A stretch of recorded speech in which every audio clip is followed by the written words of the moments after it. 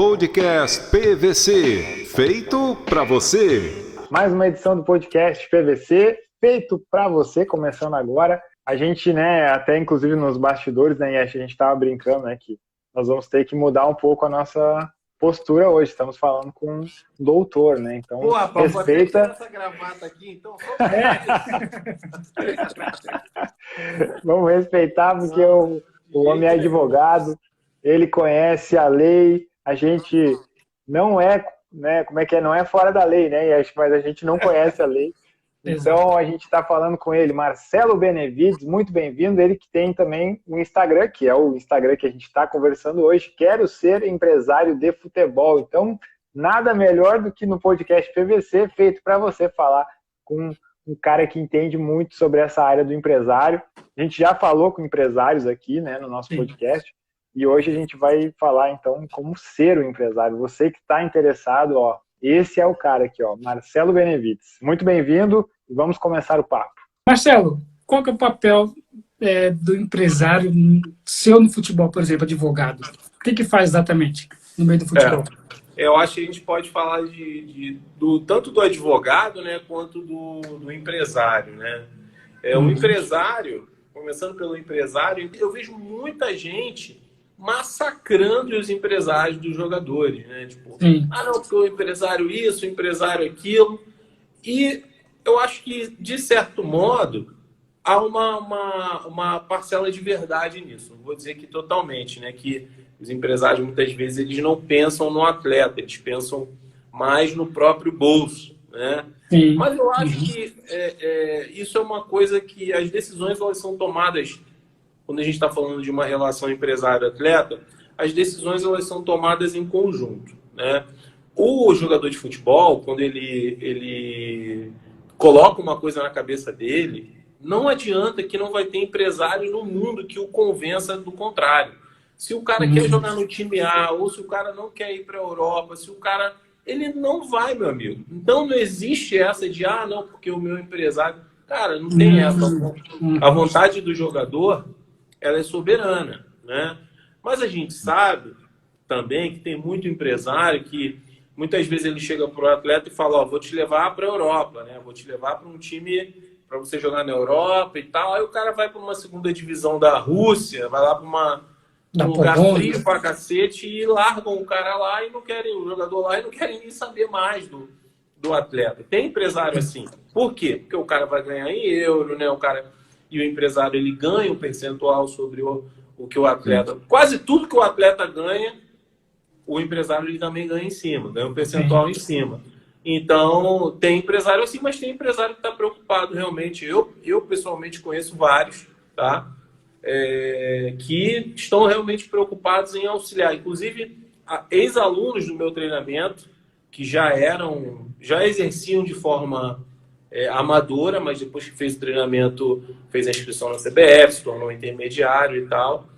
Inclusive ex-jogadores de futebol e que levam muito a sério a carreira dos atletas e tal, acompanham ali junto com a família, que esse é o papel do empresário de futebol, É atender ali os anseios do atleta, ver o que é melhor para ele, para a família, tá casado, tá namorando, e a namorada vai, a namorada não pode ir, como é que é isso, Quão importante é esse relacionamento? E sempre, eu sempre falo isso, o empresário ele exerce um papel ali meio que de pai, quando o atleta é bem jovem, quando ele já está acompanhando ele ali das categorias de base, ele exerce esse papel de pai. Então, o papel do empresário, do intermediário de futebol, é encaminhar o atleta, mas pensando sempre no que é melhor para o atleta e tomando sempre as decisões em conjunto. Tomando conta ali da vida do marketing, Você vê aí o caso do Cristiano Ronaldo, que recentemente tirou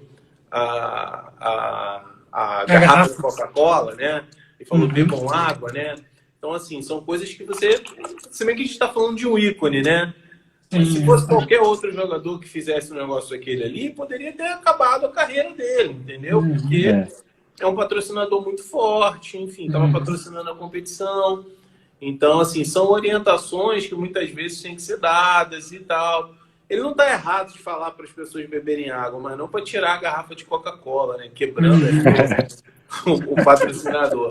Então, o papel do intermediário, do empresário de futebol, ele passa por isso também, de orientar da melhor maneira ali os seus atletas, né?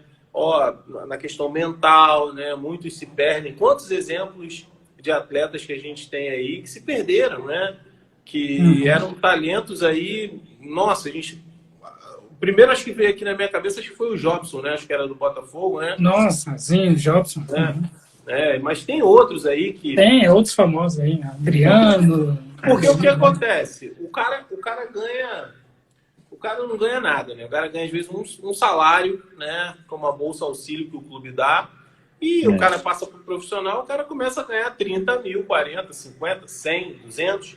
Então, esse atleta, se ele não tiver um acompanhamento muito bom psicológico ali, e eu volto a dizer, o papel do intermediário tá ali do lado, junto com a família, junto com o atleta, acabou, cara.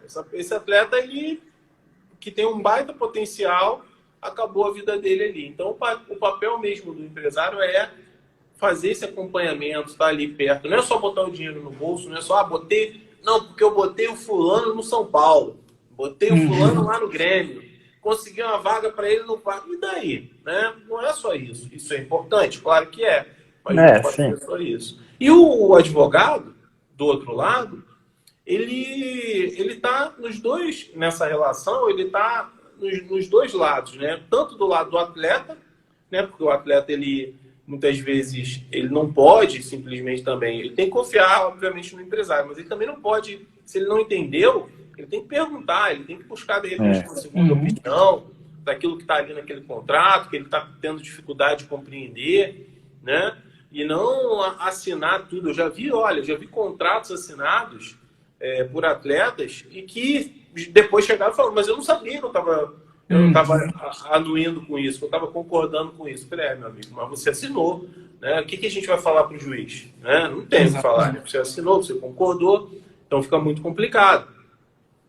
E do outro lado também, com o intermediário, existe uma série de cláusulas, né, que devem constar no contrato, cobranças que não podem ser feitas, né? Por exemplo, a atletas menores de idade, né?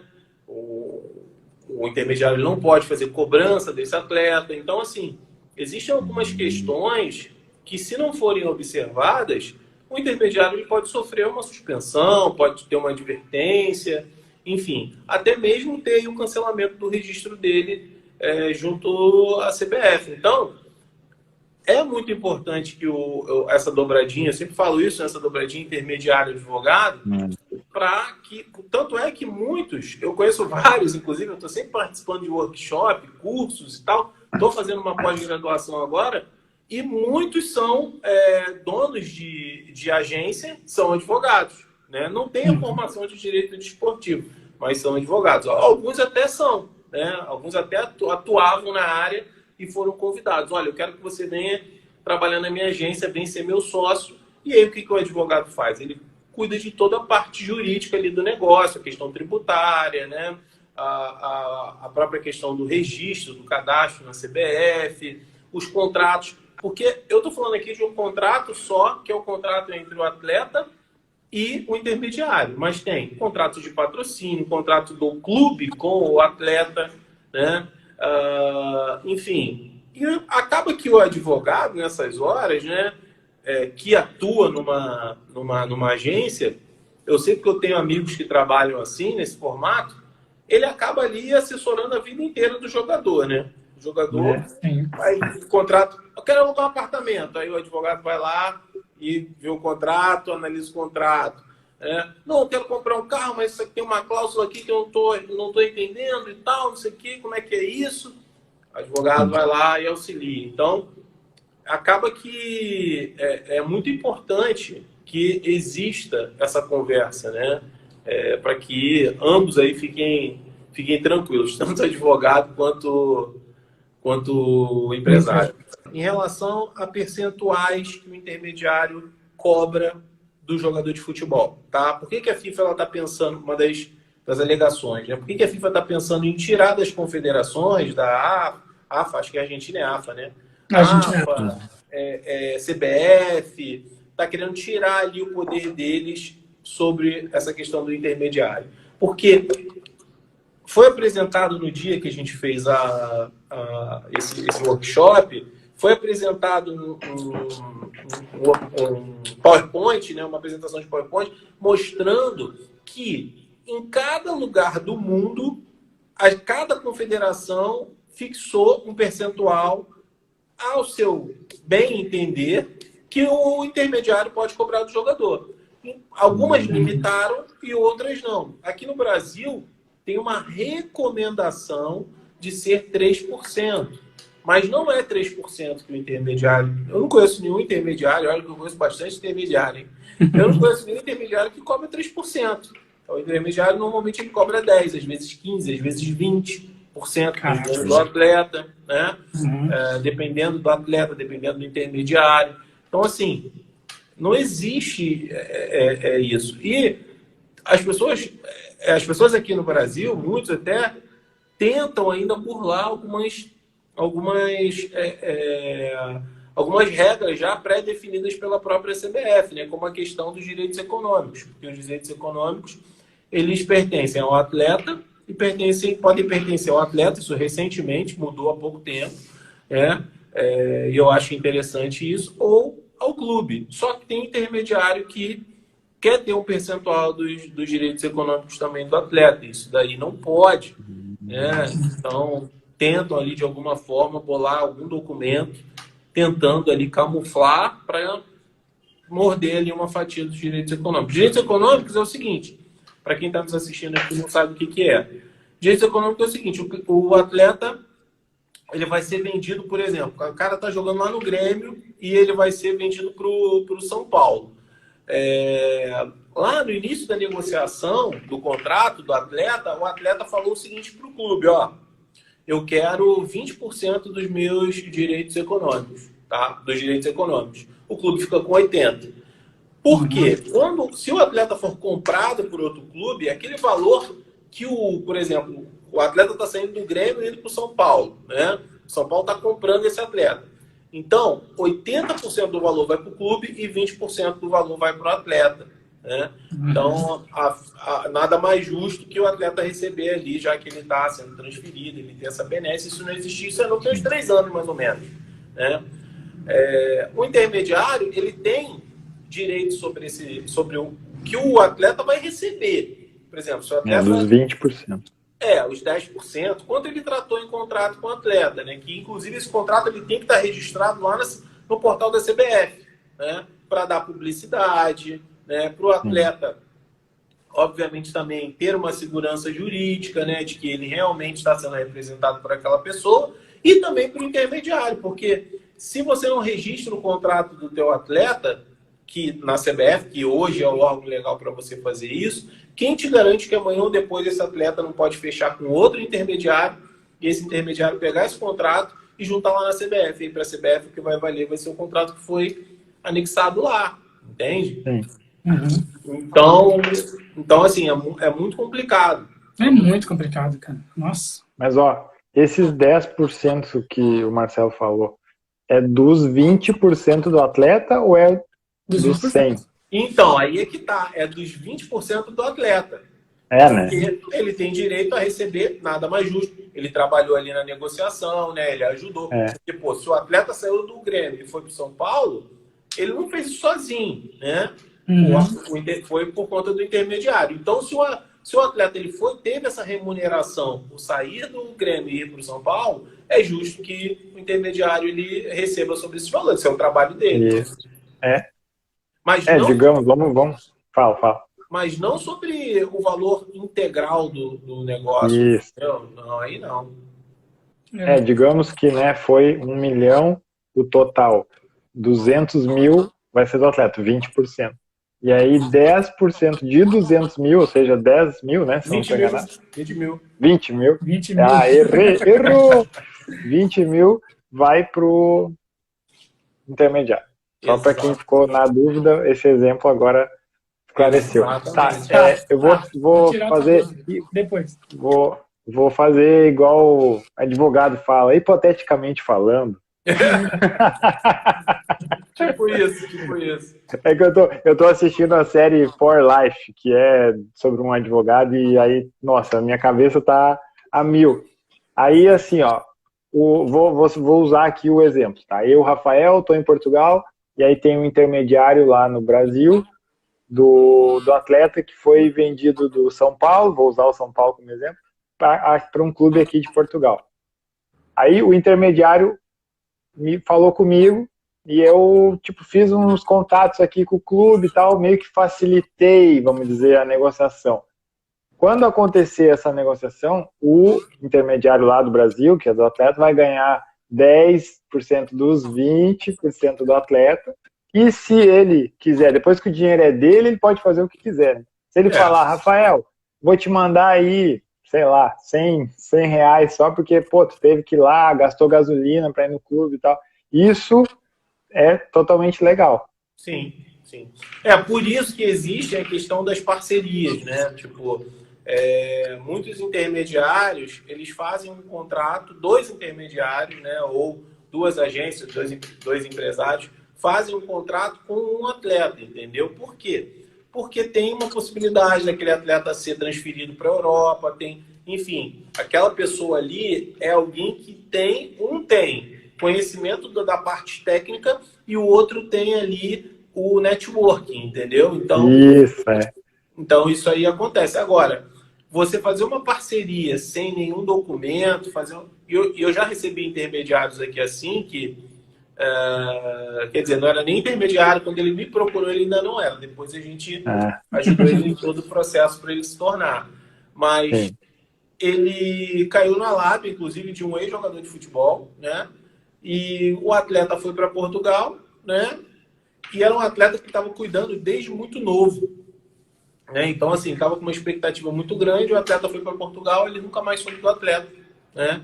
Perdeu contato, a família não atendia mais ele, sumiu. E o atleta tá lá, tá em Portugal até hoje. Então, e ele ficou com o famoso que a gente chama direito de calçada, que é sentar na calçada e chorar. Mas como isso é possível de acontecer hoje em dia, cara? Hoje em dia. Cara, porque ele acreditou, ele foi ali, a pessoa que falou para ele também é uma pessoa conhecida e tal, ele acreditou, não, vamos fazer sim, você vai receber, não, e tal, não, fica tranquilo e tudo mais. E tipo, o cara deu tudo para esse garoto, entendeu? Deu carro, tirou a família de uma comunidade, colocou ele num apartamentozinho, porque ele tava num clube aqui do Rio de Série A. E era uma promessa, né? Enfim, hoje eu não sei mais como é que tá, enfim. Mas já era. Cara, bizarro isso, né? Que o intermediário fez isso, tá ligado? E tem empresário, tem um monte de coisa. Cara, tem muito isso. Porque se você não souber como é que a roda gira, mas, Marcelo, o empresário e o intermediário, eles estão andando juntos ou é um só? Cara, eu costumo fazer a seguinte distinção, tá? Eu falo que o empresário é aquele cara que ainda não é intermediário. Muitas vezes ele atua no mercado, ele tem um filho, ou ele é um ex-jogador que está ajudando alguns atletas. Ele é um empresário, ele está ali no amadorismo, né? Mas o intermediário não. O intermediário é o cara que já é profissional do negócio, né? Ele já saiu ali já passou a primeira fase, já está na segunda fase ali do negócio. Então, o empresário é alguém que ainda está buscando isso. Caramba, chegou... Muito bem. Cara, porque pra mim, cara, sei lá, pra mim empresário era o máximo de tudo, tá ligado? Mas tem um intermediário nisso ainda, né? Cara, meu Deus do céu, já vão inventar outra coisa, intermediário do intermediário. Se você for parar para ver o jornal, você vai ver que vão falar várias coisas. Vão falar agente, vão falar empresário, vão falar tudo. Mas o nome correto é o nome técnico, vamos botar assim, né? É intermediário, entendeu? Cara, bizarro isso, né, Rafael? Não, uma coisa que o Marcelo falou, CLT, né? Eu sempre tive a dúvida, né? Porque muitos leigos no assunto, quando ouvem assim, jogador se aposentou, aí a pessoa leiga fala, nossa, se aposentou com 30 anos, mas como é que pode ele se aposentar? Aí, claro, quem é da bola sabe, aposentar é só modo de falar. Ele pendurou as chuteiras, né? Ele parou de jogar, só isso. Não tem nada a ver com aposentadoria e tal. É outra coisa, mas ainda a gente ouve pessoas surpresas, assim, nossa, ele se aposentou. Eu aqui com 50 não me aposentei ainda. Aí a dúvida é, jogador assina a carteira mesmo ou ele presta serviço, tem essas duas coisas, ou como é que é? E daí depois falar sobre essa coisa aí do jogador se aposenta. Claro que não, né? Ele só parou de jogar e depois ele tem que dar um jeito de viver a vida, o dinheiro tem que continuar entrando. Ah, sim, claro. Então, como é que funciona isso, né? Aqui no Brasil, especificamente, sim, o atleta ele tem a carteira assinada, tem algumas peculiaridades em relação a um contrato CLT normal, mas tem a questão dos direitos de imagem, né? Os direitos de imagem eles são pagos através de um contrato à parte, né? Nem todo atleta tem esse contrato de direito de imagem, porque nem todo clube quer explorar a imagem do atleta. Então assim, tem atleta que quer ter a sua imagem. É válido para o clube explorar a imagem de um atleta, que seja um atleta famoso, alguém que está bombando nas redes sociais. Hoje em dia tem muito isso, né? Os clubes veem muito isso. Então, eles colocam ali um contrato de direito de imagem. Esse contrato de direito de imagem é para vender produtos com nome, com imagem do cara, aqueles bonequinhos, né? Na Copa tinha uns bonequinhos pequenininhos. Tem esse cabeção lá. Cabeção, Então, o direito de imagem é para isso. Só que isso já foi, hoje em dia está mais tranquilo, mas isso já foi um grande problema, porque muitas vezes os clubes, eles para fugir da CLT, eles queriam colocar tudo no contrato de direito de imagem. Então, isso às vezes não dá problema. Então, há uma limitação, porque senão se torna um contrato aí abusivo, né? E que o atleta ele pode sim acionar a justiça aí, eu vou pagar 50% de direito de imagem e 50% de salário, né? Com todas as garantias, né? FGTS e tudo mais. Não pode, entendeu? Tem que ser. Mas hoje em dia, com as redes sociais, é claro que é diferente do que 20 anos atrás. Referente a direito de imagens. Porque o que afetou hoje em dia, por exemplo, o jogador que tem direito de imagens de televisão, de patrocínio, de marca, mas ele quer ter a rede social dele, só dele, sem ter direito em nada. Isso interfere em alguma coisa, porque na rede social ele vai querer fazer o que ele quiser. Entendeu? Isso afeta alguma coisa em direito de imagens hoje em dia? Isso vai muito de contrato para contrato, né? Você vê que na pandemia, muitos jogadores, a maioria, né, utilizaram muito as redes sociais, inclusive para falar do clube, para apoiar o clube, né, nos projetos de sócio-torcedor e tudo mais. Então, o clube ele acaba utilizando esse atleta, a força desse atleta que ele tem nas redes sociais, para deixar o público dele mais engajado, né? Porque a gente não estava tendo jogo, a gente não estava tendo nada, né? Então, assim, o principal ali instrumento que o clube tinha para não deixar ali a lembrança morrer, né? E manter ali os sócios também ainda pagantes ali nos seus planos, eram os próprios jogadores. Então, muitos clubes, eu vi várias lives assim, muitos jogadores falando do clube, né, sorteando camisa, né? Isso aí tem muito, cara. Então, e tudo isso aí é uma parceria que o clube faz com o atleta, né? O contrato de imagem, ele é justamente para isso, entendeu? Então, eu acho de suma importância. E quem estiver dominando as redes sociais, às vezes o cara nem é um jogador tão top, mas ele é um cara dedicado, assíduo, família. Tudo isso aí conta, né, para o clube querer vincular a imagem do atleta junto a eles, né? Vamos finalizar, né, Rafael? Tinha nossas dúvidas com o Dr. Marcelo. Foi muito bom. Eu já sabia, né? Tem aquela placa, eu já sabia que seria bom, tinha certeza. Então, quero mais uma vez agradecer, né, pela disponibilidade. A gente sabe da agenda, como é corrida. Então, como o Yesh falou, né, deu atenção para esses dois malucos apaixonados por futebol aqui. E estamos lhe aguardando aqui em Portugal, hein, para fazer um churrasco. O Yesh faz o churrasco e eu fico ali só incentivando. Rapaz, eu faço churrasco, meu irmão. Falou É minha de mulher lado, que é falou xenofóbica. Mas, ó, Marcelo, muito obrigado, Marcelo, mesmo, de verdade. Cara, eu fiquei com medo no começo, falei, meu Deus do céu, cara. Esse cara é muito foda, vamos conversar hoje, mano. Um cara é advogado e tudo mais. Graças a Deus foi muito boa a conversa. Você nos ensinou muita coisa. Eu estou acompanhando agora o seu Instagram, os dois Instagrams seu.